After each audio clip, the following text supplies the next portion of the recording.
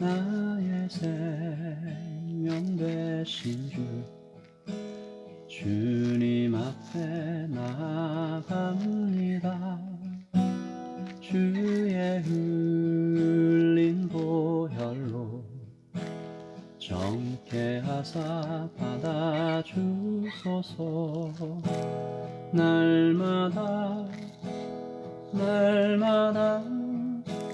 주를 찬송하겠네. 주의 사랑의 줄로 나를 굳게 잡아내소서. 괴로운 세상 지날 때 나를 인도하여 주소서. 주를 믿고 나가면 나의 길을 잃지 않겠네. 날마다 주를 찬송하겠네. 주의 사랑의 줄로 나를 굳게 잡아내소서. 세상 살아갈 때에 주를 더욱 사랑합니다.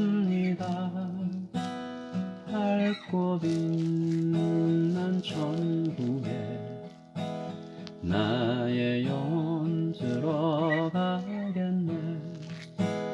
날마다 주를 찬송하겠네. 주의 사랑의 줄로 나를 굳게 잡아내소서.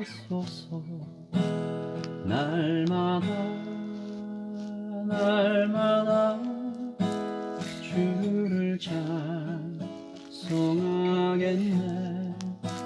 주의 사랑의 줄로 나를 굳게 잡아내소서.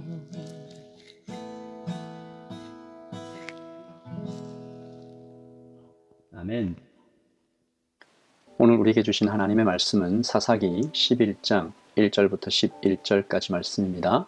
사사기 11장 1절부터 11절까지 말씀 함께 봉독하도록 하겠습니다. 길르앗 사람 입다는 큰 용사였으니 기생이 길르앗에게서 낳은 아들이었고 길르앗의 아내도 그의 아들들을 낳았더라. 그 아내의 아들들이 자라매 입다를 쫓아내며 그에게 이르되 너는 다른 여인의 자식이니 우리 아버지의 집에서 기업을 잇지 못하리라 한지라. 이에 입다가 그의 형제들을 피하여 돕 땅에 거주하며 잡류가 그에게로 모여와서 그와 함께 출입하였더라.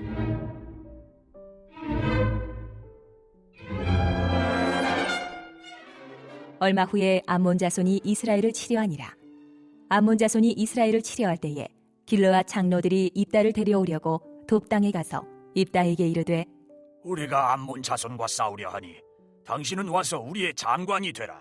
하니 입다가 길르앗 장로들에게 이르되 너희가 전에 나를 미워하여 내 아버지 집에서 쫓아내지 아니하였느냐? 이제 너희가 환난을 당하였다고 어찌하여 내게 왔느냐? 하니라.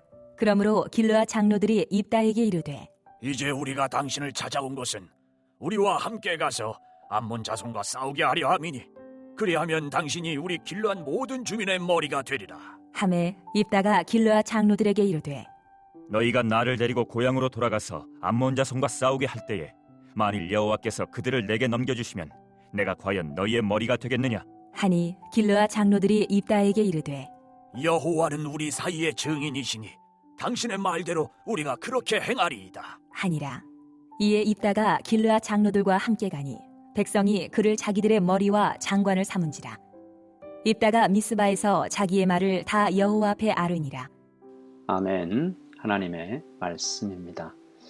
여러분, 입다가 소개되고 있죠. 길르앗의 아들입니다. 본처가 아니라 기생이 낳았다. 개역 성경엔 기생이라고 번역되었지만 사실 창녀를 뜻하는 것이죠.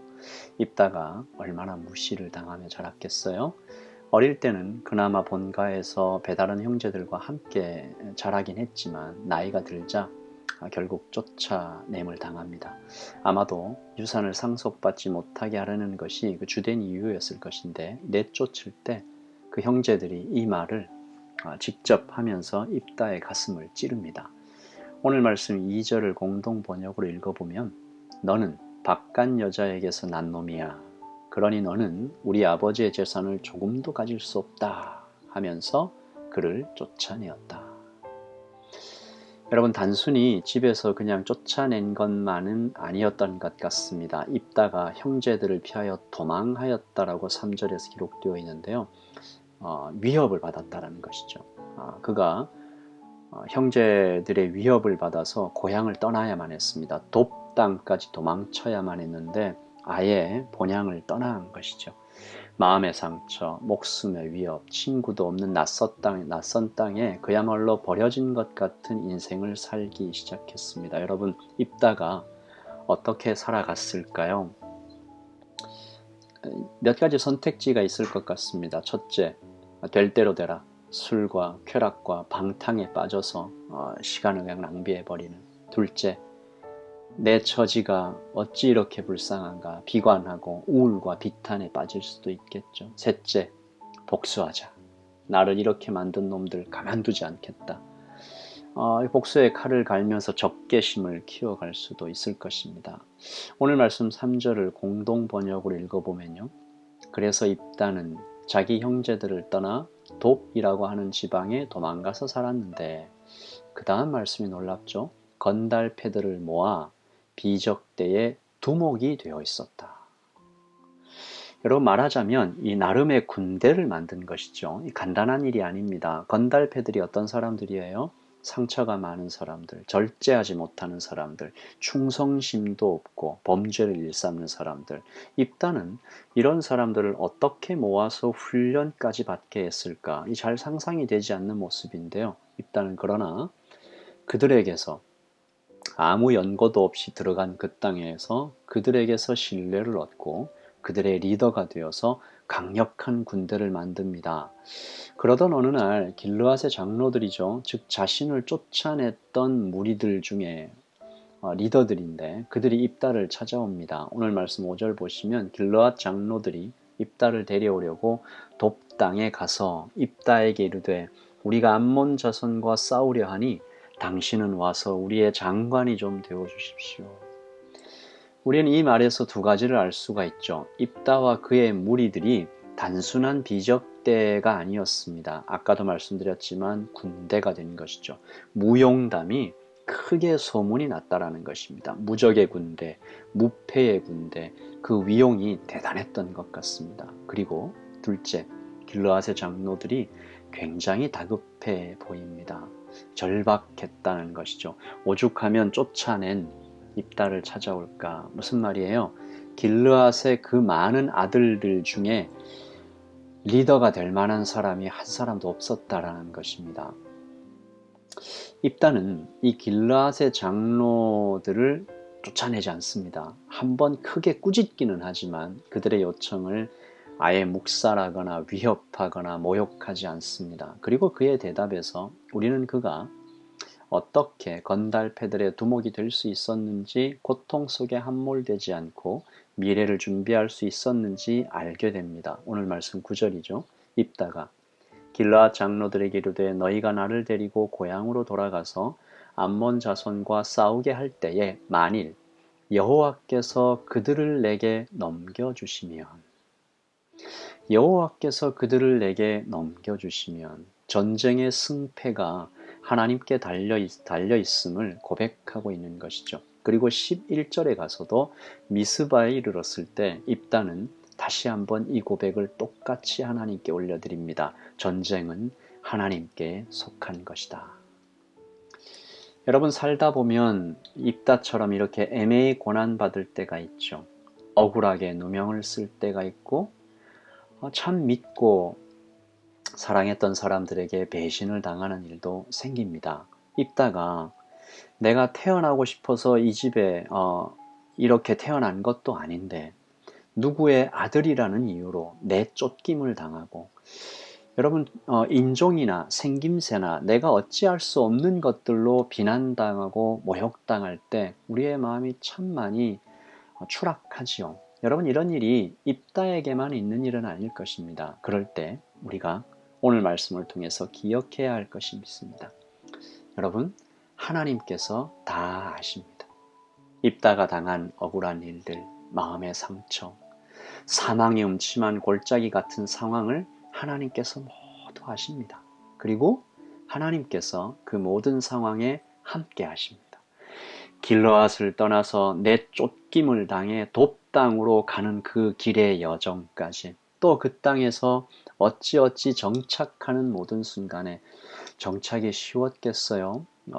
갑자기 이렇게 굴러 들어온 입다가 뭐 좋게 보였을 리가 없겠죠. 그 모든 과정들, 또 건달패들의 마음을 얻기까지 하나님께서 모든 순간순간 입다와 함께 하셨습니다. 여러분, 나를 잘 아시는 하나님께서 내가 다 안다, 네 마음 다 이해한다, 이렇게 위로해 주시면 우리의 마음이 얼마나 따뜻해요. 그 마음만으로도 우리가 하나님께 찬양과 경배를 드리며 하나님 참 좋은 분이십니다 말할 수 있지만, 동시에 하나님께서는 나의 울타리가 되어주시는, 나에게 살아계신 하나님이라는 증거를 보여주시는 나의 산성이시요 요새이십니다. 건달패들이 입다에게 마음을 확 열고 입다를 리더로 추대하게 된 이유 중 아마도 가장 큰 것은 하나님께서 저 사람 입다와 함께 하신다, 그 분명한 증거들을 보았기 때문일 것입니다. 여러분, 우리에게도 증거가 있죠. 우리 주위에 구름 같은 허다한 증인들이 있고요. 내 삶에도 주님이 함께 하신 많은 수많은 흔적들이 있습니다. 그러므로 오늘 우리는 그 지나간 은혜의 기억들을 묻어두지 말아야 할 것이에요. 나의 출애굽기가 있습니다.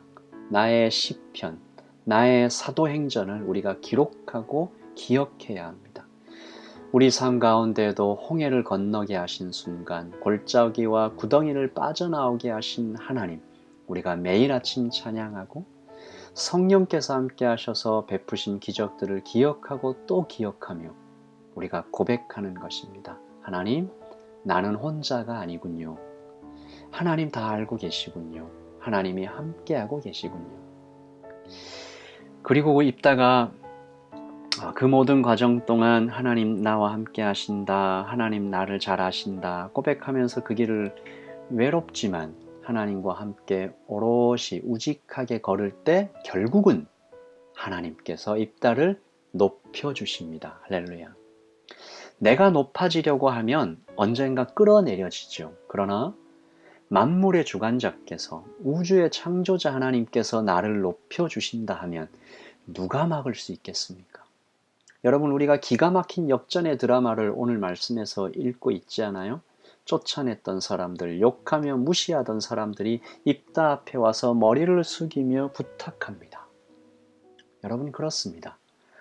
먼저 그의 나라와 그의 의를 구하며 걸어갈 때 하나님께서 나를 높여주십니다. 아멘.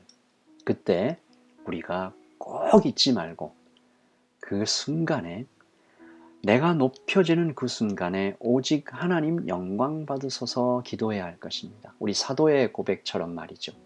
고린도전서 1장 27절부터 29절입니다. 그러나 하나님께서 세상에 미련한 나 같은 사람을 택하사 지혜 있는 자들을 부끄럽게 하려 하시고, 세상에 나처럼 약한 자들을 택하사 강한 것들을 부끄럽게 하려 하시며, 하나님께서 세상에 천한 것들과 멸시받는 것들과 없는 것들을 택하사 있는 것들을 폐하려 하시나니, 이는 아무 육체라도 하나님 앞에서 자랑하지 못하게 하려 하심이라. 아멘. 우리 평생의 고백으로 이 고백 하나님께 드리면서 낮은 자로, 겸손한 자로, 주님 앞에 엎드린 자로, 하나님 모두 아시니 주님과 함께 걷는 이 길을 걷습니다 고백하시는, 그리고 마지막으로 하나님께서 결국 높여주실 것을 기대하며 살아가는 오늘 하루 여러분의 평생이 되시기를 소원합니다. 우리 같이 기도하시죠. 여러분 혹시 애매하게 고난받고 계신가요? 하나님께서 함께 하십니다. 고백하십시다. 하나님 다 하십니다. 라고 고백하십시다. 하나님이 결국 높여주실 것입니다. 사람 쳐다보지 않고 상황 쳐다보지 않고 오롯이 우직하게 하나님 먼저 그의 나라와 일을 구하며 걸어갈 때 하나님 높여주실 것입니다. 우리 자신을 위하여 또한 혹시 우리 교회 공동체 가운데 그렇게 마음이 무너진 사람들이 있으면 주님 다 아십니다. 함께 하십니다. 그 음성이 들려서 위로받을 수 있도록 교회 지체들을 위해서도 기도해 주시고요. 우리 기도함으로 오늘 아침을 열겠습니다. 기도하십시다.